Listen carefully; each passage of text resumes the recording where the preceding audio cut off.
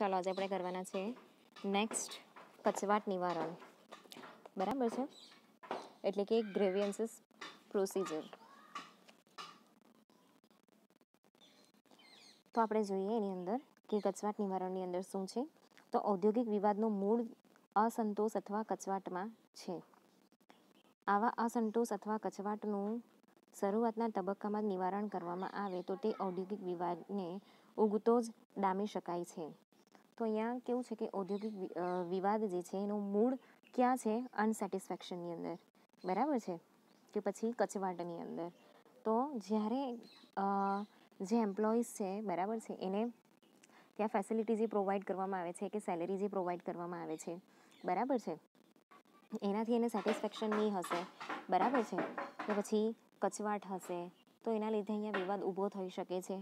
તો એને શરૂઆતના જ તબક્કામાં જો આપણે નિવારી કાઢીએ, બરાબર છે, કે એનું નિવારણ કરી નાખીએ તો જે ઔદ્યોગિક વિવાદ જે વધારે ને વધારે ઊભો થશે, બરાબર, એની અંદર વધારો થશે, તો એને આપણે અહીંયા ઓછો કરી શકીએ છીએ, એનું નિવારણ જલ્દી લાવી શકીએ છીએ, બરાબર છે, જેનાથી વધારે વિવાદ જે છે એ વકરે નહીં.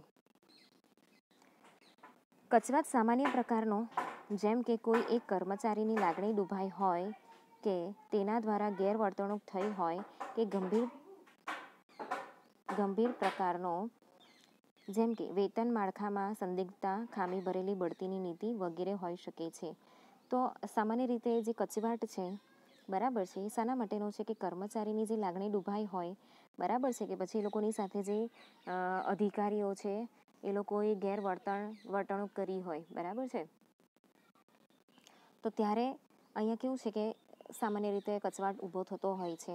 કે પછી જે વેતન માળખું છે, એટલે કે જે સેલેરી છે, મેં તમને પહેલાં જ કહી દીધું કે સેલેરી છે, એ બધી બાબતના લીધે અહીંયા વિવાદ જે છે ઊભો થઈ શકે છે.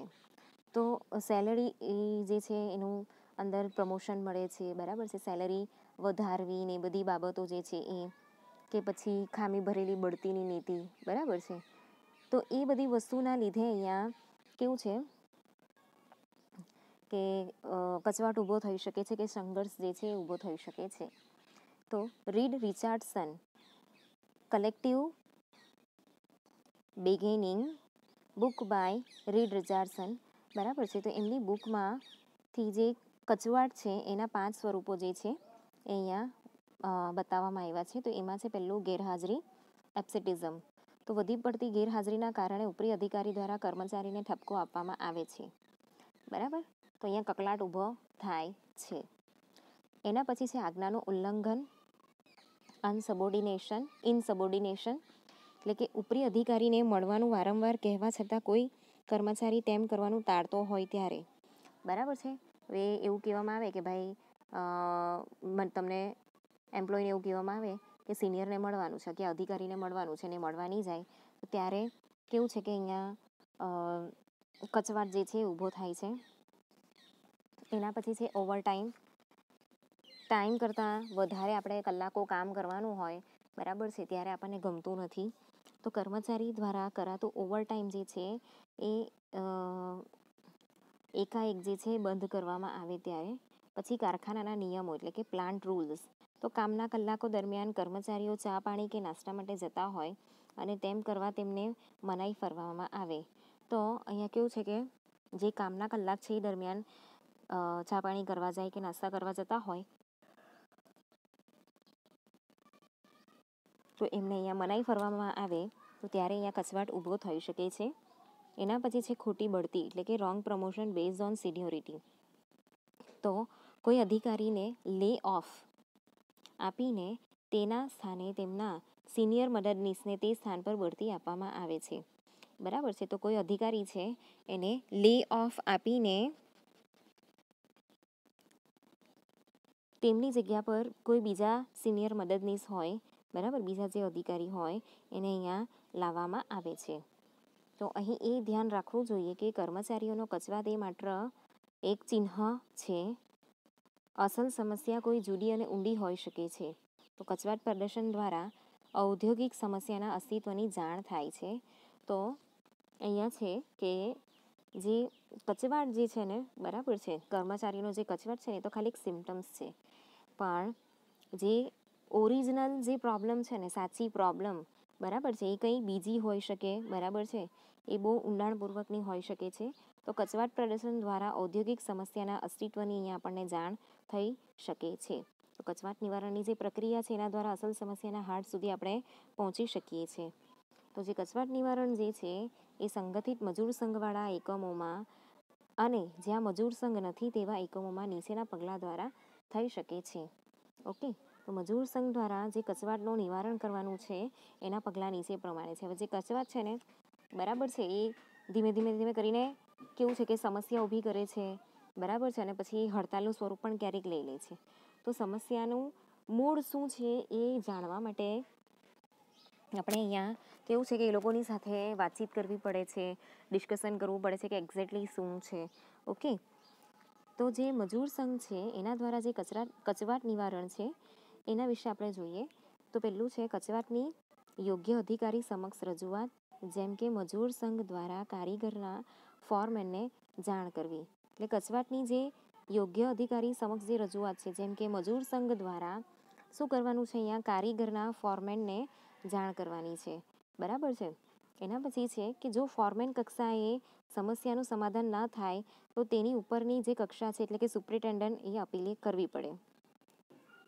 તો અહીંયા જો પહેલાં કોને આપણે રજૂઆત કરવાની છે કે યોગ્ય અધિકારી સમક્ષ આપણે રજૂઆત કરવાની છે, બરાબર છે. જેમ કે જે મજૂર સંઘ દ્વારા કારીગરના જે ફોરમેન છે, બરાબર છે, એ સિનિયર જ હોય તો જે કારીગર તરફથી છે ને ફોરમેન હોય ને અધિકારીને જાણ કરે. હવે ફોરમેન કક્ષાએ સમસ્યાનું સમાધાન નહીં થાય ને, બરાબર, તો સુપ્રિન્ટેન્ડન્ટ સુધી એ લઈ જવામાં આવે છે, બરાબર. એના પછી છે કે જો ઉપલા અધિકારી કક્ષાએ પણ સમસ્યાનું સમાધાન ન થાય તો સામૂહિક સોદાગીરી દ્વારા નક્કી થયેલી કચવાટ નિવારણ સમિતિ સમક્ષ તેને લઈ જવી. તો જો ઉપરનો અધિકારી જે છે એ પણ સમસ્યાનું સમાધાન ન કરી શકે તો સામૂહિક સોદાગીરી દ્વારા નક્કી થયેલી જે કચવાટ નિવારણ સમિતિ છે એના સમક્ષ લઈ જવી પડે છે. એટલે પ્રોબ્લેમ સોલ્વિંગ માટેની એક કમિટી જે છે એ પણ બનાવવામાં આવેલી છે, એ લોકોને રજૂઆત અહીંયા કરવી પડે છે. એના પછી છે કે છેલ્લા તબક્કે કંપનીના સર્વોચ્ચ અધિકારી અને સર્વોચ્ચ મજૂર સંઘના પ્રતિનિધિઓની બેઠકમાં ચર્ચા યોજીને કચવાટ નિવારણ જે છે એ કરવામાં આવે છે. તો અહીંયા જે લાસ્ટ સ્ટેજ છે, બરાબર, તો એની અંદર જે કંપનીના સર્વોચ્ચ અધિકારીઓ છે, બરાબર છે, અને સર્વોચ્ચ મજૂર સંઘના જે પ્રતિનિધિઓ છે એની બેઠક યોજીને જે પણ પ્રોબ્લેમ છે એનું સોલ્યુશન આપણે અહીંયા લાવી શકીએ છીએ. ઓકે, તો આગળ આપણે જોઈએ કે મજૂર સંઘની ગેરહાજરીમાં કચવાટ નિવારણ. તો મજૂર સંઘ વગર બી અહીંયા કચવાટનું નિવારણ જે છે એ થઈ શકે છે. તો કેવી રીતે થઈ શકે એ આપણે જોઈએ. ચાલો, તો આપણે જોઈએ મજૂર સંઘની ગેરહાજરીમાં કચવાટ નિવારણ. તેમાં પહેલું છે કે સંબંધિત કર્મચારી પોતાના તુરંતના જે સુપરવાઇઝર છે એના સમક્ષ ફરિયાદ રજૂ કરીને સુપરવાઇઝરના હસ્તક્ષેપ દ્વારા તેનું નિરાકરણ કરવાનો પ્રયત્ન કરે. તો જે પણ સંબંધિત કર્મચારી છે, બરાબર છે, જેના અંડરમાં જે કચવાટ ઊભો થયો છે એ જે સંબંધિત અધિકારી છે એના જે સુપરવાઇઝર છે, બરાબર છે, એની ઉપરી ની અંદર જે સુપરવાઇઝર આવતા હોય, સોરી, કર્મચારી, સંબંધિત કર્મચારી, હા, બરાબર છે, એની ઉપર જે સુપરવાઇઝર આવતા હોય એના સમક્ષ જે છે એ ફરિયાદ અહીંયા રજૂ કરે છે. અને સુપરવાઇઝરને એ લોકો મીડિયેટર બનાવે છે, બરાબર છે. તો સુપરવાઇઝર જ્યારે મીડિયેટર બને છે તો એના દ્વારા અહીંયા જે સમસ્યા છે એનું નિરાકરણ લાવવાનો પ્રયત્ન કરવામાં આવે છે. એના પછી છે જો સુપરવાઇઝરી કક્ષાએ કચવાટ નિવારણ ન થાય તો વિભાગના અન્ય કર્મચારીની મદદ લઈ વિભાગીય વડા સમક્ષ તેની રજૂઆત કરવામાં આવે છે. તો જો સુપરવાઇઝર કક્ષાએ બી અહીંયા જે પ્રોબ્લેમ છે એનું સોલ્યુશન નહીં આવે, બરાબર છે, તો પછી અહીંયા શું કરવામાં આવે છે કે બીજા એની સાથેના જે અન્ય કર્મચારી છે, બરાબર છે, એટલે જે બીજા એમ્પ્લોઈઝ છે એની સાથે મળીને જે એ લોકોના હવે એમાં કેવું છે કે એક જ જો આ અલગ અલગ સેગમેન્ટ હોય, બરાબર છે. હવે માની લો કે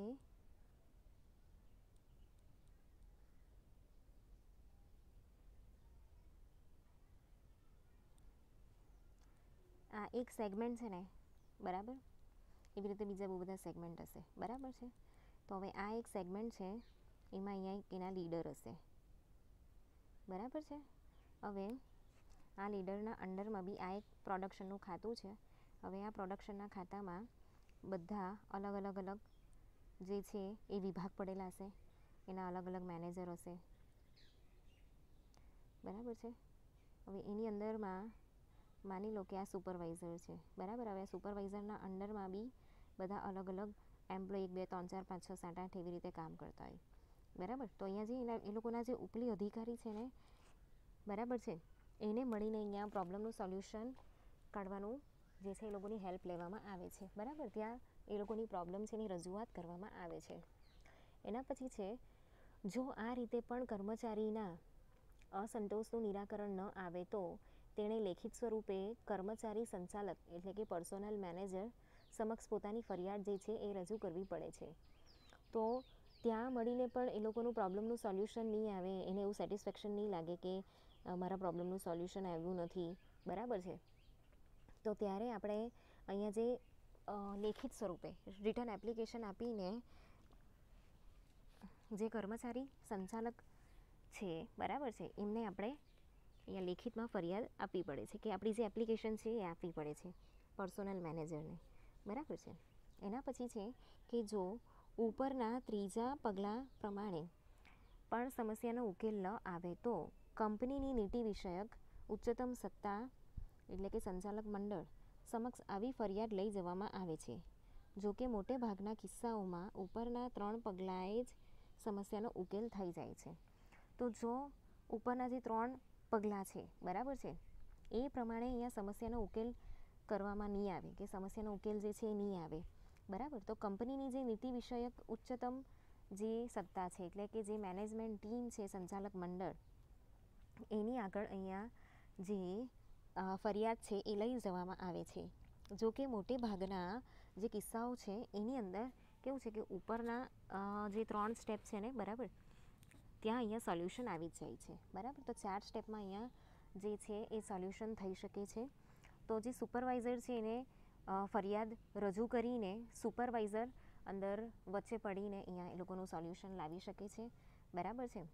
એના પછી છે કે જે કર્મચારી છે, બરાબર છે, એ સુપરવાઇઝરે જો કચવાટ નું નિવારણ નહીં લાવી શકતા હોય, બરાબર છે, તો એ લોકોના જે ગ્રુપના લીડર છે એ લોકોને કહેવામાં આવે છે, બરાબર છે.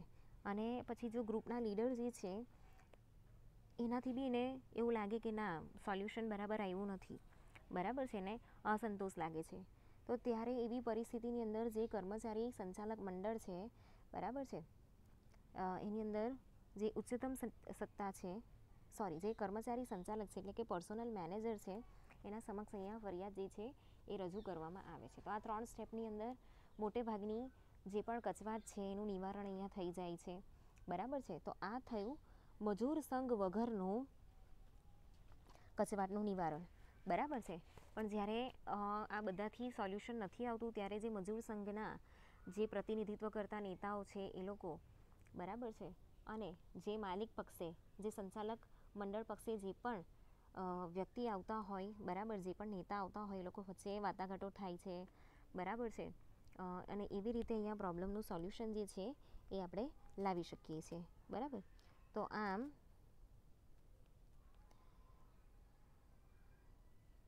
જે કચવાટનું નિવારણ છે એની અંદર આટલી વસ્તુઓ છે, બરાબર, જેની અંદર કેવું છે કે ગેરહાજરી ક્યારે રહી કે જ્યારે વ્યક્તિને પોતાના કામનો સંતોષ નહીં હોય ને, બરાબર છે, કે એને કામ કરવાનું નહીં ગમતું હોય, બરાબર છે. ત્યાં જે ઉપલા અધિકારીઓ તરફથી કે ત્યાંનું એટમોસ્ફિયર એવું હોય કે એન્વાયરમેન્ટ એવું હોય કે ત્યાં આપણને એવું લાગતું હોય કે આપણે જબરજસ્તી આપણને કામ થોપવામાં આવે છે આપણી ઉપર, તો ત્યારે આપણે શું કરીએ છીએ? એબસન્ટ રહીએ છીએ, કામ કરવાથી ભાગીએ છીએ, કામ કરવાનું ગમતું નહીં હોય ત્યારે, બરાબર છે. આજ્ઞાનું ઉલ્લંઘન ક્યારે કરીએ કે જ્યારે સામે પક્ષેથી આપણને એટલી રિસ્પેક્ટ નહીં મળતી હોય, બરાબર, આપણને હેલ્પ નહીં મળતી હોય, કકળાટ ચાલતો હોય સામેની તરફથી બી, બરાબર. હવે એક હાથે તો તાળી વાગે નહીં, બરાબર છે. એટલે અહીંયા વસ્તુ આવી છે. પછી ઓવરટાઈમમાં કેવું હોય કે પૈસા વધારે મળતા હોય અને જો એ બંધ થઈ જાય તો એ લોકોની જે સેલેરી છે એમાં પણ એ ઘટાડો થવાનો છે, બરાબર છે. તો આ રીતે અહીંયા જે પ્રોબ્લેમ છે ને એ આ પ્રકારે અહીંયા ઊભી થઈ શકે છે, બરાબર છે. પછી જે બઢતીની જે નિયમો છે એ પ્રમાણે અહીંયા સિનિયોરિટી પ્રમાણે અહીંયા બઢતી આપી દીધી, બરાબર છે. પણ જો એના કરતાં લાયક બીજા વ્યક્તિઓ બી હોય તો એ પ્રમાણે અહીંયા બઢતી આપવામાં આવે તો પ્રોબ્લેમ ઊભો થાય નહીં, બરાબર છે. તો આ રીતે જે આખું જે કચવાટ નિવારણ છે એને આપણે આ રીતે કરી શકીએ છીએ, બરાબર છે. હવે એની અંદર આગળનો જે પોઈન્ટ છે એ છે